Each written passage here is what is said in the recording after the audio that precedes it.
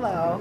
So nice to be, I love getting off the plane and coming here because this is paradise. And you know, I see so many friends in the audience, so I can't name you all out, but it's really great to see you all.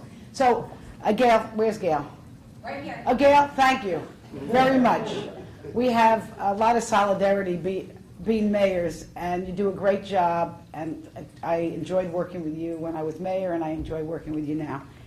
So listen, I'm going to be very informal. I have a speech, but it's really, I don't even want to look at it. I see Bill Diamond, Dick Clyde, just to thank you for your service. And, you know, if Congress, you know, I was going to start off with a joke this morning and say, I'm from the federal government and I'm here to help. Yeah, I knew that would go over well. I wish the federal government could work like a local government. I mean, because you would not. Right? I read it. I read a poll the other day, and it said that members of Congress are less popular than hemorrhoids, and dog poop, and some other and cockroaches.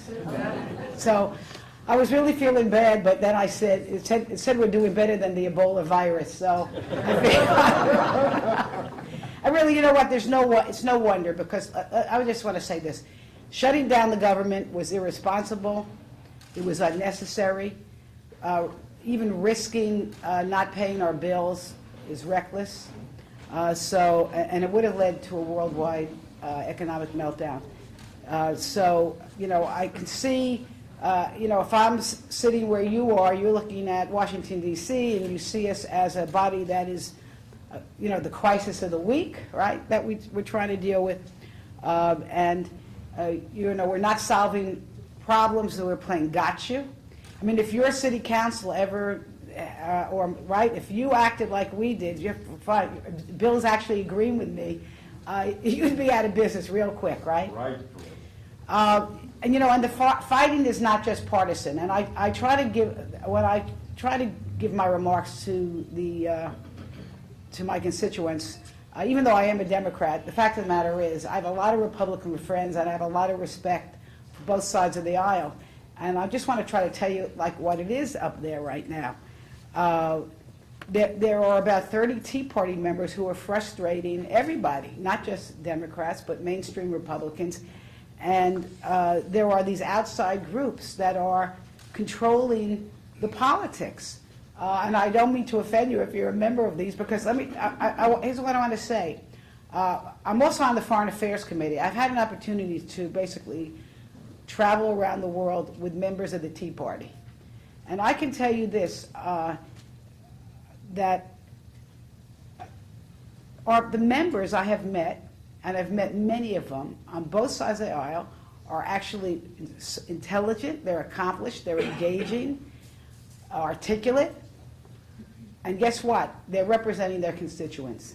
And therein lies the dilemma right now in Washington, because we have a very diverse country, and people are representing districts, some that are very gerrymandered. They're representing their constituents, and some are coming in with a very hardcore, uncompromising stance on many topics. And so who's to say they're crazy? I mean, I hear people say, well, you know, if you don't agree with some, they're crazy. No, they are sincere, and they're representing their constituents. So that's part of what's going on there. And I always tell people, you know, if you don't really like Congress, you should go look in the mirror, because guess what? America has elected us. Now, with all that said, what I want to say is we have opportunities to do really good, great things for this country. And there is an example of bipartisanship, working across the aisles, getting things done. And it was a demonstration last week when we passed what's called the water bill, which the mayor referenced to. And that particular bill, which passed overwhelmingly in the House, and it also passed by good margins in the Senate, and now it's ready to go to what's called conference, was tremendous for the state of Florida, because contained in it was permission to move forward with major projects that will help restore the Everglades. And our Everglades is not only, as the mayor referenced, really the source of drinking water for most of South Florida, for millions and millions of people. It's a huge economic driver. So, when you have clean water, it, of course, helps your property values. We have a lot of recreation with the Everglades. It's a very, very big tourist attraction. Actually, for every dollar we spend restoring the Everglades, you get 4 back. So it's a very cost-effective way to promote jobs and to live healthy. And we did that in a bipartisan way. That bill, for me, I was blessed because it had an opportunity to come out of a committee that I'm on. So, there's not that many committees that act in a bipartisan way, but the Transportation Committee does. So we have the ability to get things done, and we can do really good things. The other thing that it does, there was a lot of frustration on both sides of the aisle with how long it takes to get things permitted. I'm sure your city officials here can tell you that when they have tried in the past to do a beach renourishment project, for example, it could take years and years and years to get the permits. And we are trying to streamline that, but in a way that still is sensitive to the environmental needs.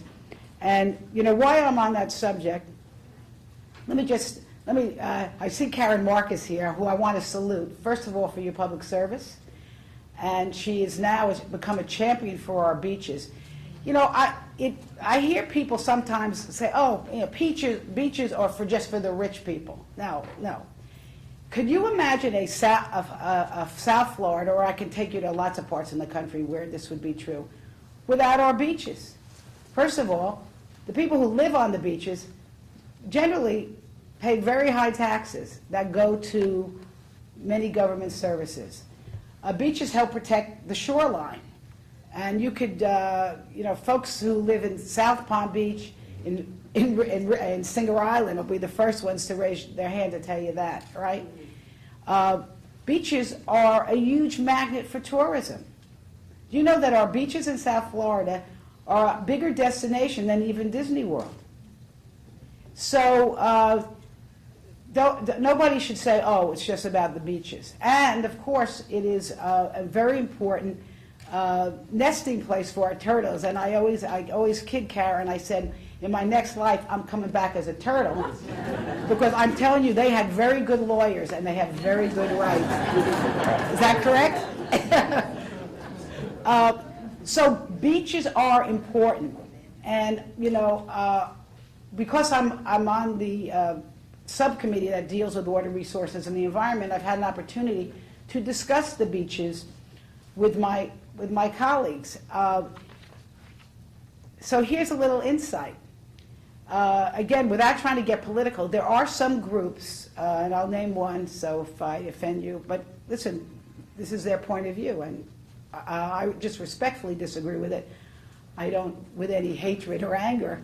But the Heritage Foundation, which is a very conservative think tank and a respected think tank, they have taken the very hardline position that we should not appropriate any money in the federal budget for beach restoration.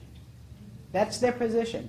And they have a very, so when actually I tried to get amendments in to the bill that would help us with beach restoration, I was told by my colleagues that, listen, we love your amendment, but this would kill the bill. So that's the climate we're dealing with. Now, we did get, one of the first actually good things I thought that I had an opportunity to vote on was the Sandy hurricane relief bill. And that actually took a very bipartisan effort to get that passed. And there was money for beach restoration in that. And quite frankly, you saw Governor Christie had a fit in New Jersey when Congress wasn't moving on that legislation. But that bill actually enabled us to get money here in the whole part of the south part of the county. Now, as we move along, and I work with your city council, We are in dialogue with the Army Corps of Engineers so that when there is money for beach restoration, we can get it here for Palm Beach, and that takes some. I'm not going to get into the technicalities of it, but I look forward to helping you with it. So let me move on and I want to, because I want to take your questions. I'll ask myself a question, and my next question is, what do you think would be a good thing for this Congress to accomplish in the next, let's say, few months? We'll say this term of Congress. I think I don't want to be overly optimistic. I don't want to be pessimistic. But I think there are two things that we could really do that would make a very big difference for all Americans. Number one is not have our budget process by crisis. That's absolutely, anyone who's in business is probably a nervous wreck because they don't know what the federal government's going to do next. There is waste to government, everybody knows that, but we need to, and we've made some big spending mistakes. My goodness, I'll give you an example of a war and a half that was a very, very big mistake. With that said, as we have actually reduced the deficit this year by 50%, if we can steadily reduce our deficit, but we must also invest in our future economy, and that means educating our children. That means modernizing our transportation and continuing to invest in research and development. I mean, we got places like Scripps and FAU doing incredible research that can prolong our lives and make our lives much healthy. And so, to me, it's foolish not to do those kinds of things. And the second thing that I think that would be very, very important for this country and for South Florida especially is immigration reform. We're all, mostly probably everybody here, I know my grandparents came here from another country, and probably most of you can raise your hand and say that too. But we need it's broken right now, the process, and we need reform that reflects our values. What are our American values? People who work hard should be allowed to work hard and pay taxes. Families should stay together. People who are educated here should be allowed to contribute to our economy. There has to be an orderly movement of people across borders. So those are all ingredients. And even probably the biggest advocate for immigration reform, and this is no liberal group, is the United States Chamber of Commerce, and who recognize that for us to have, at least immediately, to immediately be able to have a competitive global workforce, we have to have the ability to keep the students who are graduating in technology and so forth, if they've come from other countries, to be able to be here, to be able to fill the gap with workers who you cannot find local workers. So there's a lot of good reasons, not only moral, but also economic, for us to move forward with immigration reform. So those are the couple of things that I think we can do nationally, and one other, which is on the issue of flood insurance.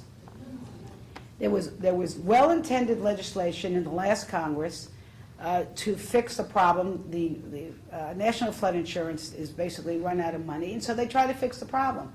Well, unintended consequence is homeowners are going to get some shocking bills when they have to renew their flood insurance. And it's estimated that a $2,000 premium can go to $14,000.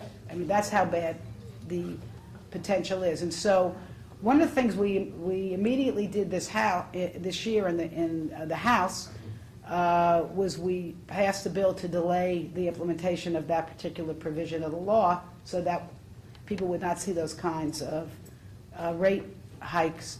That bill now is sitting in the Senate. They have not passed it. So there's a new bipartisan effort in both the Senate and the House to try to delay these rates going up while FEMA and others can study what's the best way to get this trust fund healthy and what is the fairest way for what's fairest for homeowners across the country. So, but that is something that I know Bill and Dick and Gail are going to keep their eye on and work with me so that people can afford to live in Florida. That's basically what it comes down to. So not just here on the coast, but all over Florida.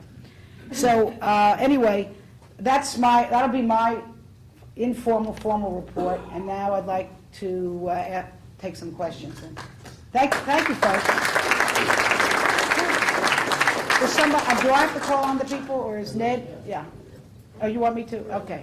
All right, Bill, I'm going to honor you by calling. You certainly are honoring me, Madam Congresswoman.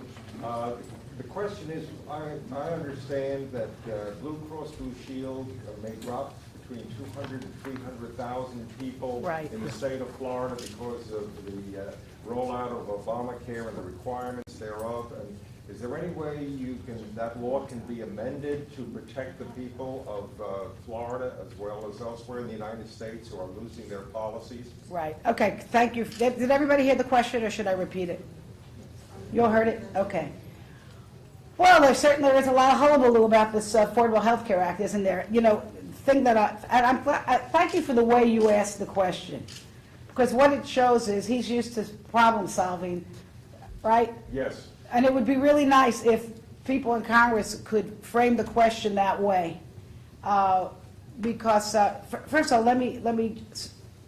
When people ask me about the Affordable Health Care Act, I have to emphasize first one very important point is that I think access to affordable health care for everybody is a very important thing to have a good quality of life. Probably most of the people in this room have access to affordable health care, but many, many millions of people don't. I mean, millions and millions of people, especially, and even here in Florida.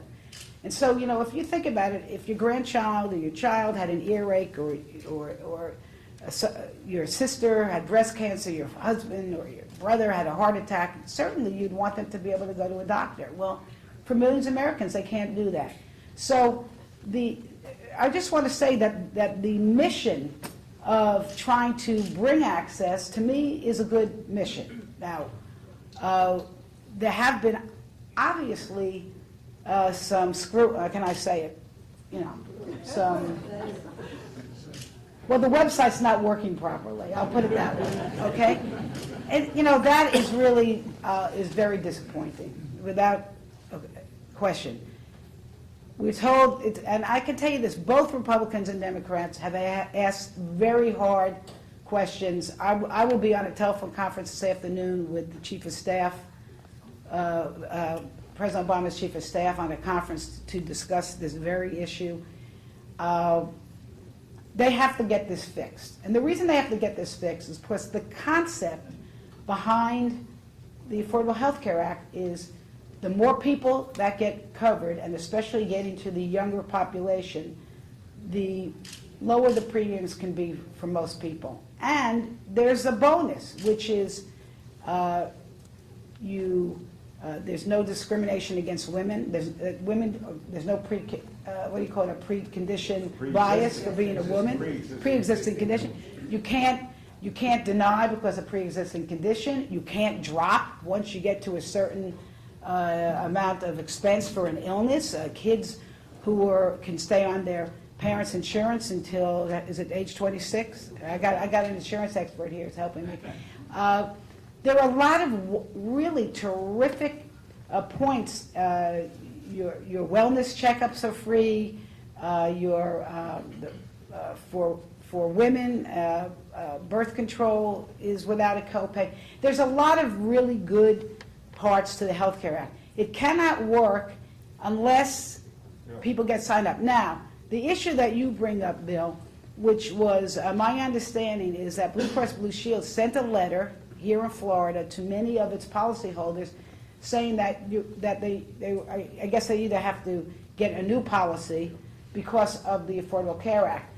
The reason for that is that the Affordable Care Act requires some of these conditions that I just mentioned to you about. Now, what our expectation is that the folks who are getting these letters are going to be able to enroll and get better, actually get the same, better insurance. Now, he's making all kinds of faces to me, so that you cannot see this, all right?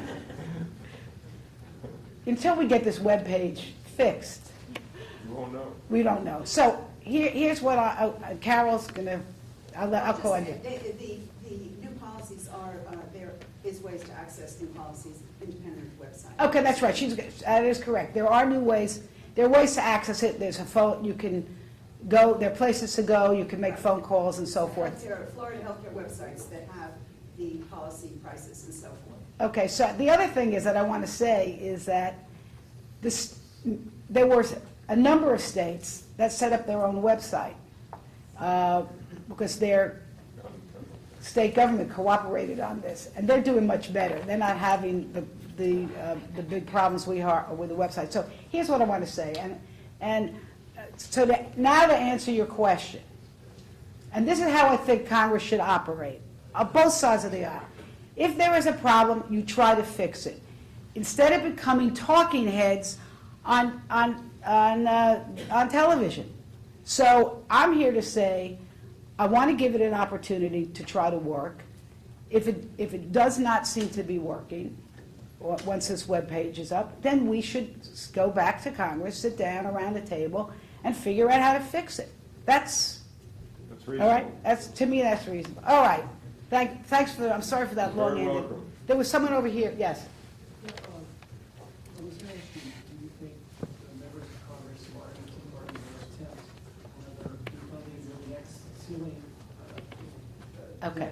And also, if you can go into your women's economic agenda, which you guys Okay. are All right. I'm going to repeat the question. Okay. The question was, do I think the Tea Party folks are going to try to shut down the government again with by defunding Obamacare? And then it's a little bit about the economic agenda for women. No, I do not. I do really think that Congress, if anybody tries to shut down the government again, really, they need to be put in a straitjacket, I really think.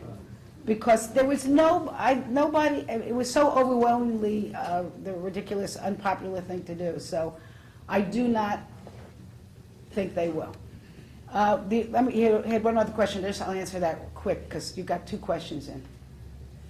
So I'll tell you what, I'll hold that question and I'll come back to it and I'll get someone else. Yeah, Rick. Just want to give you a suggestion, Lois. Okay.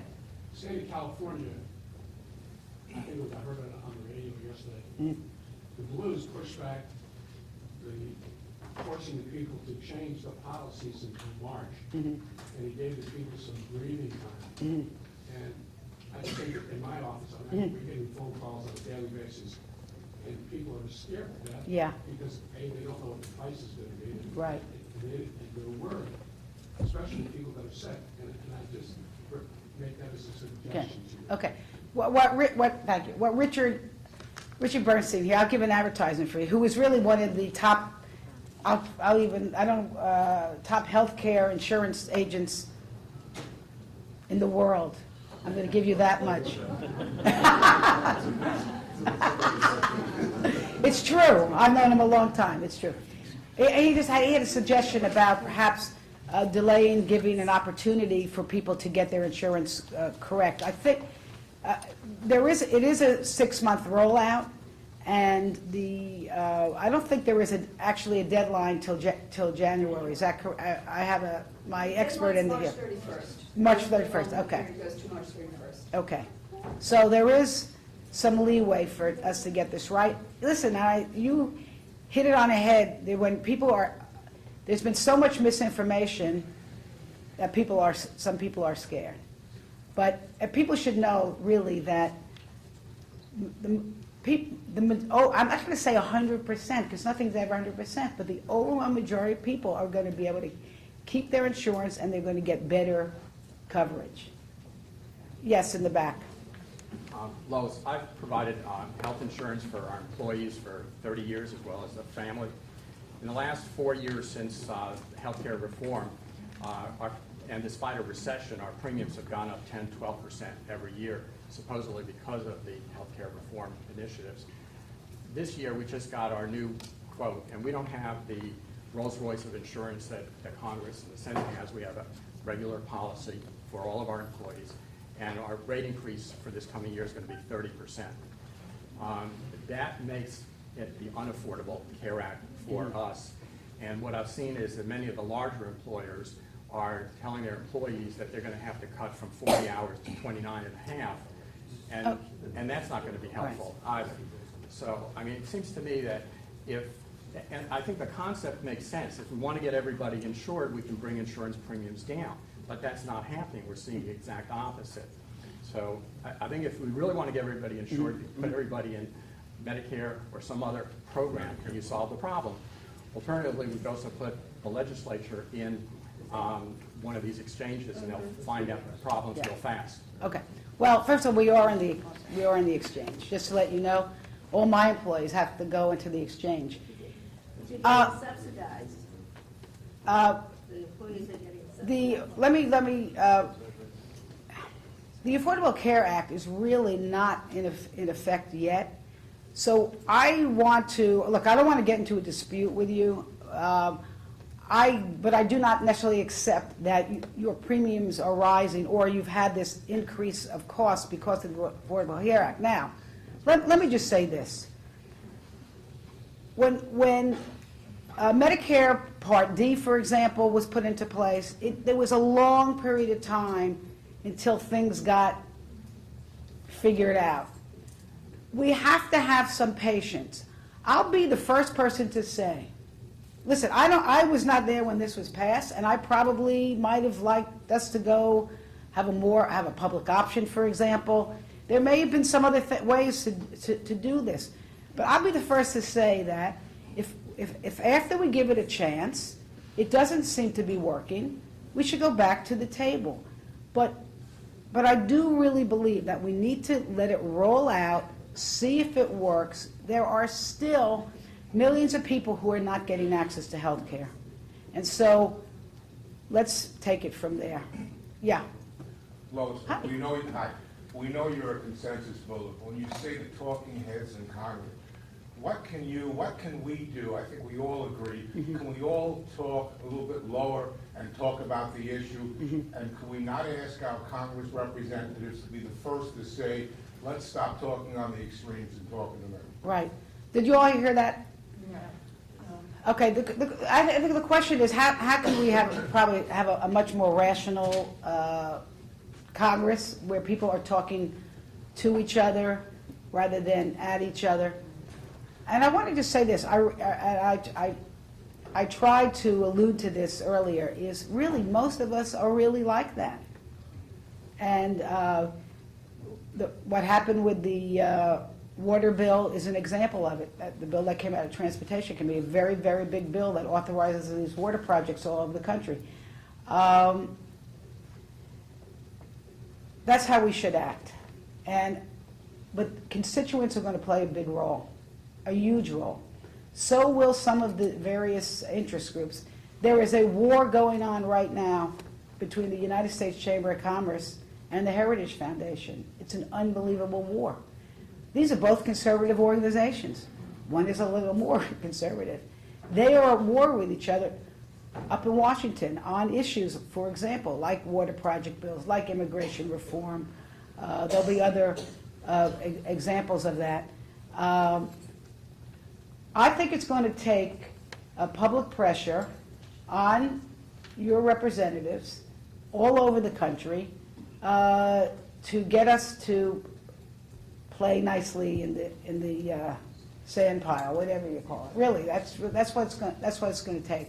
Or it's going to take an election that's going to change the mix. But either the Tea Party takes over, and then believe me, if the Tea Party takes over, everybody will be getting along, and government will shrink and shrink and shrink. It'll be a very different United States of America, or somehow the more moderate Republicans are going to be able to take back, get back in charge of their party. I mean, that's really, I think, what we have to look for. Yeah, in the back there.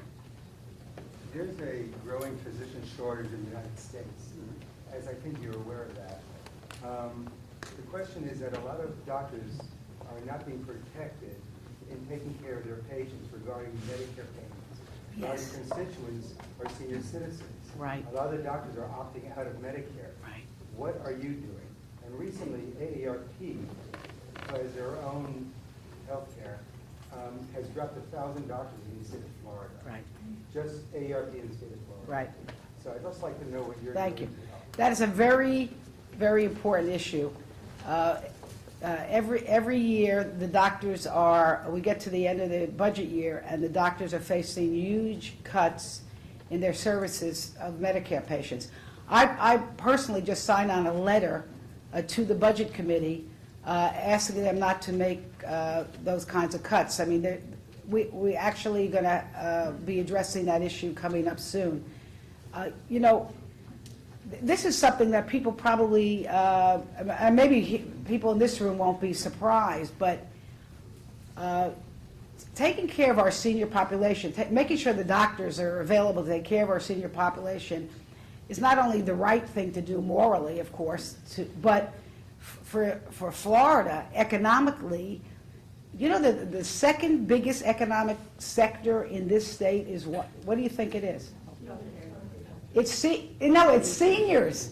It's senior citizens who buy 50% of the homes, who spend, you know, millions and millions on health care, who and everything else. Go to the restaurants, you name it, who are our visitors and tourists. So our seniors are a huge asset, not only in terms of their experience, their volunteerism, giving to charity, you name it. I could go on and on and on. And so making sure that we have the healthcare professionals to serve them is very important to me and to many of our colleagues, and I can tell you that issue is on a front burner as we come into the budget.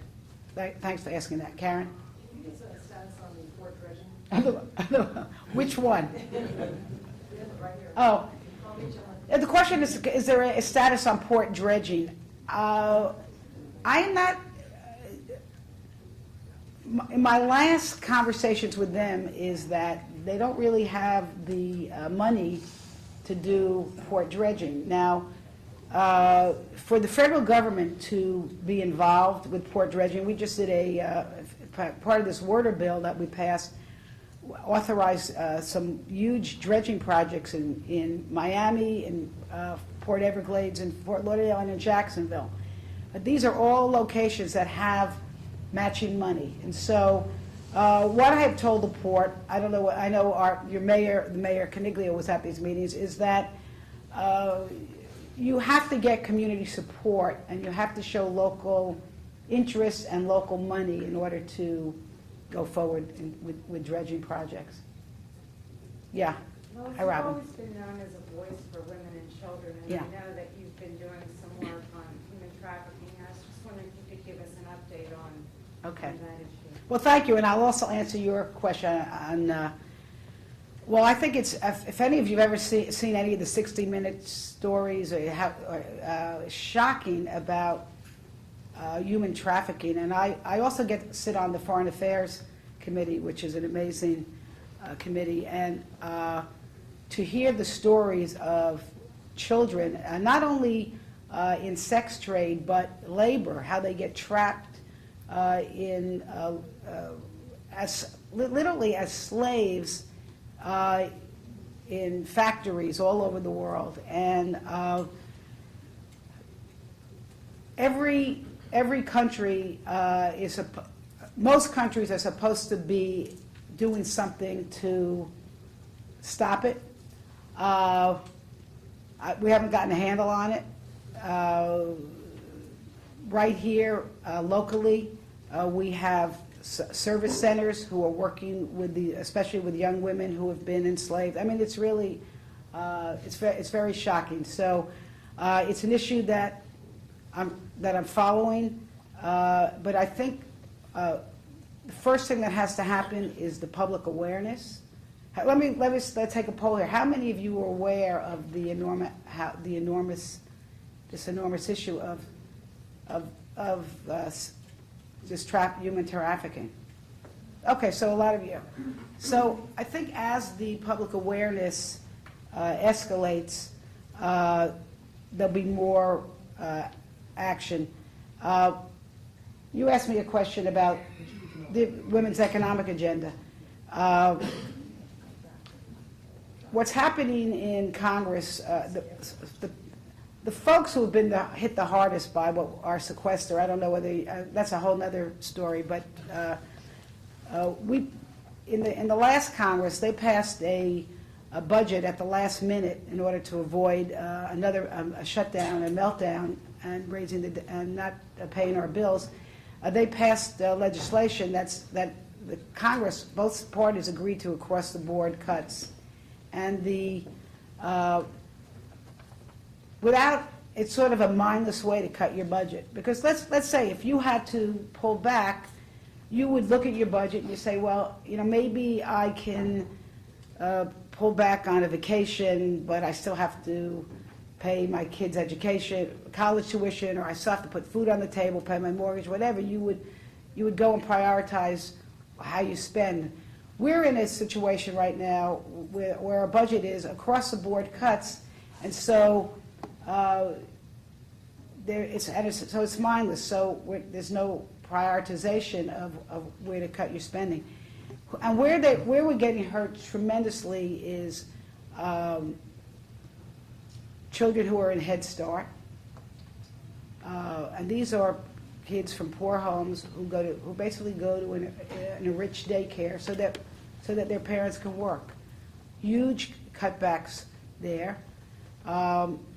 Huge cutbacks in feeding of elderly folks who are on something like Meals for Wheels, also impacting greatly women, because it is mostly women who are on those kind of programs. So at all ages, women are being dramatically more affected by these budget cuts. So we're trying, again, part of it is awareness.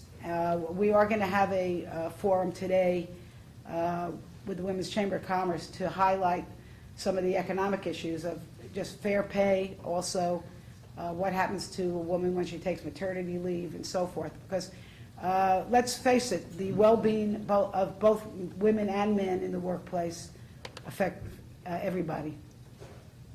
Yeah. I thought Mayor Caniglia started the meeting off very appropriately with a suggestion that you work on balancing the budget. Yes. But I was wondering in that context what your thoughts are on some of the issues that Simpson Bowles have outlined. I know it's kind of faded in the past. Yeah. So the question really, and I think there's been quite a bit of talk in the past about what's called a grand bargain, where you put on the table cuts to Social Security, to Medicare, perhaps raising some revenues with tax reform, and handling your budget that way. Let me just say this. Politically, I'm not overly optimistic that this Congress can do that. And I don't say it disrespectfully. I'm just saying it. I'm sure they can. I was wondering what your position is. Yeah. Oh, so my position is this. First of all, let me just start. I'll start with the Social Security and Medicare. And I'm going to say this unequivocally. I am not for cuts to either program. And I will go to the mat for that. And I think I explained my position earlier, especially for Florida. We need to keep our seniors secure, because it will affect everybody if they are not. Now, with that said, we have to be mindful that at some point we have to do something to secure the trust funds for both Medicare and for Social Security. But I do believe, and I will advocate, that we do it in a way without cutting benefits. And we have to look at the cap on the tax structure for Social Security, and as for Medicare, the best way to protect Medicare is to figure out how to lower the cost of health care. And there are many, many strategies. It would take me a long time to go into it. I don't agree that we should take it out on health care providers. I will tell you that. And you, the gentleman in the back, referred to that. But whether it's healthier living, paying health care providers for results, not a fee-for-service type payment, but also investing in research and development. You know, if we could prevent diabetes, Alzheimer's, or we had reasonable cures for them, our healthcare costs would go way down. So as for the rest of the grand bargain, I just think that it needs to be a combination of smart spending, some revenues, which could be handled, I think, with tax reform that should be based on fairness and economic growth. In the back, yeah. I have a question I'd be servicing as a private citizen. I recently was at a fundraiser for Share Our Strength, No Kid Hungry. And that organization says that there are 16 million children in this country who are hungry, despite the fact that 1 out of 7 people in our country receive SNAP benefits. Is there a way that Congress can make that distribution of food stamps more effective? Well, that's a very interesting, I have not heard that, but everybody should know that there are a lot of hungry children in this country, and a lot of people, you should also know that if we make the kind of cuts to the food stamps that our Congress is, not the Senate, but the House is trying to make, there will be millions and millions of more children who will be hungry. It's probably one of the worst days for me that I was in Congress when I saw our House vote to cut the food stamp program by about $40 billion over the next 10 years. And most of the fact of that is most of the folks on food stamps are children. So, I mean, I'm happy to look at that. Children should not go to bed hungry. And if you want them to go to school and be productive in school, they better have a good breakfast and then a good lunch. And I remember those days. I remember, now listen, my mother's here. Are you still here, Mom? Yeah. Okay, she's in the back. My mother gave me really great bologna sandwiches when I was growing up. But listen, I just remembered as a kid, when I would get the late lunch hour, by the time we were getting there, I couldn't keep my head off the table, and I was a very well taken care of, loved child. So you can imagine what it's like if a child is hungry, what that does to their learning. So, but thank you for being involved in that organization. And if you talk to my folks here, we'll take a look at that for you. Yeah. The issue of Affordable Care Act. If you look at right now, we are paying 4 health insurances for medical care, for worker compensation, that they get injured, motor vehicle accident medical care, slip and fall in premises that bring liabilities. Once you have that Affordable Care Act, that covers all areas, and the business must recognize the fact that they don't have to pay for insurances. That's the issue you have to discuss it. Okay, well, thank you. I have a helper here. Thank you very much, and I think it's just, we need to give this act an opportunity to see where it goes. Thank you. Yes, sir. If we step back in time and look at the problems which have occurred in Washington and which are very prevalent today, I would strongly suggest that the main reason is that while most voters tend to think short term, it is important that those who represent us in Washington think long term. To me, the fundamental reason that we have so many problems with the health care today or something else tomorrow is because half of Washington is thinking short term.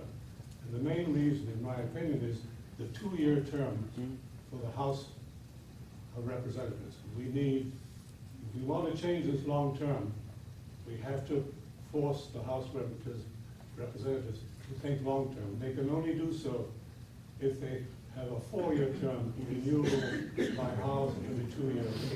That, to me, is what should be done. Well, you know, listen, I would be flattered by that, but I think that's a hard vote to get passed, because I think it would actually require a constitutional amendment. Yes. Yeah. So, and we're not that popular right now, but no, I mean, I've heard that before. And listen, you know, you do make a very good point, which is the short-sightedness. And the other, there's another part to that, which is the reapportionment around the country. The districts are drawn in most states in such a way to heavily favor one party or another. Out of 435 seats in the Congress, take a guess how many seats are probably even considered possibly competitive. Pick a number. About 50, maybe. And that's a stretch. And that's why these primaries are now becoming so important. And that's why when I alluded to the battle between, especially in the Republican Party now, between the Chamber of Commerce, the business type people, and then some of the more conservative social Tea Party folks. And that's where you're going to see a lot of the battles, I think, over the next couple of years. Have I had it? I'm getting the yank. Okay, one more. Carol, go ahead. Well, just in terms of your position on the Foreign Affairs Committee, could you give us some background on what you see as developing in terms of the initiatives with Iran and the problems Sure. in Syria and so on? Okay, Foreign Affairs. What an extraordinary committee to be on. And again, it's another committee that is really been. It's mostly nonpartisan, really, because we all, except when we talk. I don't understand. I'm going to give you something, just a very funny example. My first day. This is my first committee ever in Foreign Affairs, and guess who the witness was? I know, Cynthia, you're going to guess. Hillary Clinton. And the issue was Benghazi. And she was still the Secretary of State, and she comes in, and I was so excited. And when you're in Congress, you sit on levels, and everyone gets 5 minutes. She got half, 15 minutes, 20 minutes to give her talking points, and then they go to the Congress, and you each get 5 minutes. And I figured you get 5 minutes to question, so I got all my questions and everything ready. But I'm a junior member, so you have to wait literally hours to get your turn. And then what happens in Congress is, and you don't see this at home because the members usually leave many of them until it's their turn to talk. So they run in and out. You know, like for me, I would think it's about my time, and then somebody would run back in the room.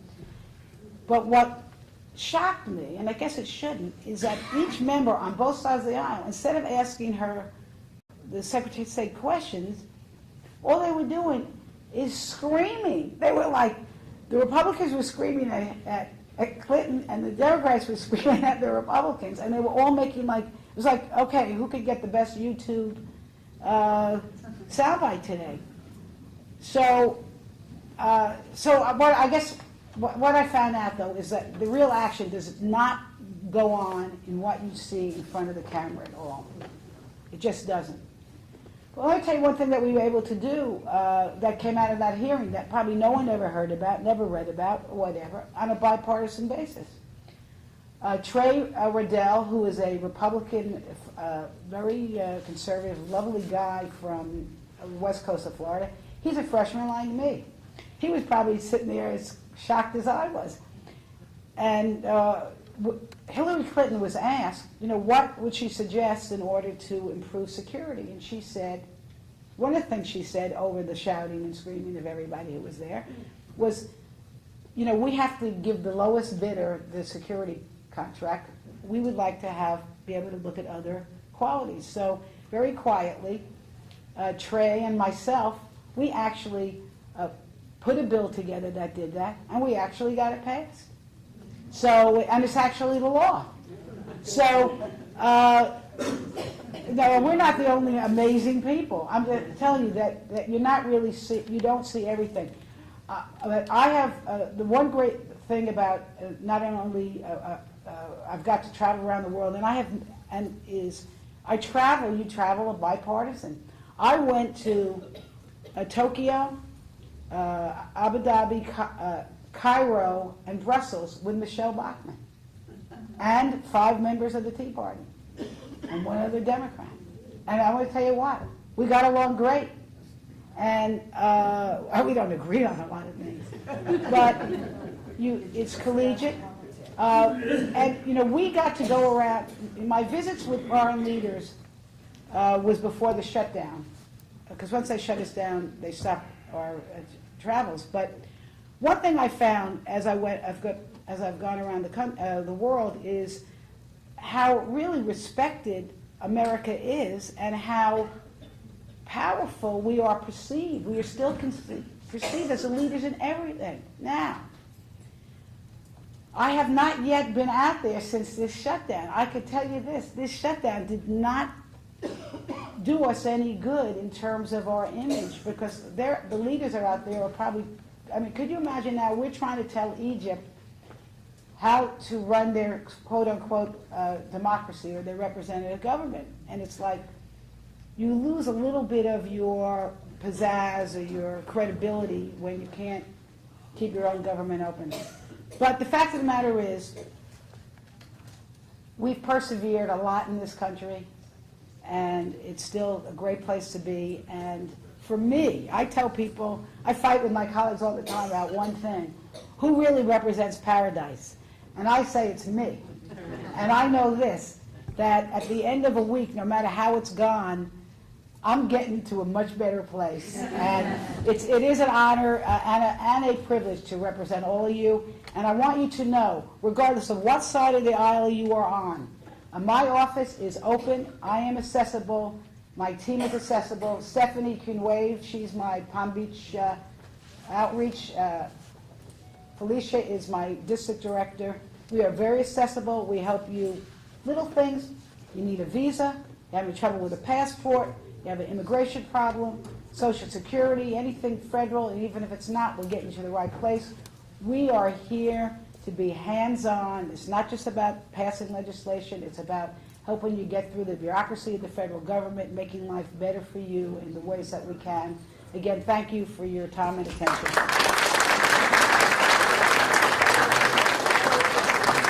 Thank you very much. That concludes our program. Thank you all for coming.